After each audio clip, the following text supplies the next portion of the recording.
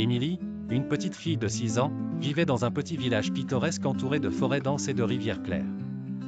Sa mère, Amélie, était la lumière de sa vie. Amélie travaillait comme institutrice et était aimée de tous. Elle enseignait à Émilie non seulement les leçons de l'école mais aussi celles de la vie, lui apprenant la gentillesse et la générosité. Cependant, un jour sombre, Amélie tomba gravement malade et, malgré les efforts des médecins, elle quitta ce monde, laissant Émilie seule et vulnérable. Émilie fut confiée à son oncle Martin et sa tante Louise.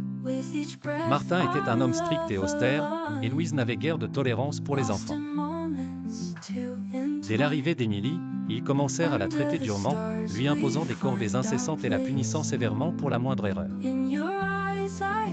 Les jours étaient longs et pénibles, et Émilie se sentait complètement seule, sans amour ni réconfort.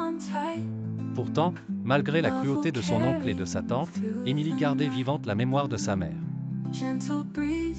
Chaque soir, avant de s'endormir dans sa petite chambre froide, elle se souvenait des contes qu'Amélie lui racontait et des chansons douces qu'elle lui chantait. Ces souvenirs étaient sa seule source de réconfort. Un jour, alors qu'elle était en train de ramasser du bois dans la forêt, Émilie découvrit une vieille cabane abandonnée. Curieuse, elle entra et trouva un petit piano poussiéreux. Elle se rappela alors des leçons de piano que sa mère lui avait données. Les touches froides sous ses doigts lui apportèrent une vague de chaleur, et timidement, elle commença à jouer une mélodie que sa mère lui chantait souvent. La musique emplit la forêt, et pour la première fois depuis longtemps, Émilie sentit le poids de la tristesse se dissiper un peu. Les jours suivants, elle revint chaque fois qu'elle le pouvait à la cabane. La musique devint son refuge, un moyen d'échapper à la maltraitance quotidienne. Sa mélodie attirait parfois les animaux de la forêt, qui semblaient comprendre sa peine. Un soir, alors qu'elle jouait, un vieil homme s'approcha de la cabane.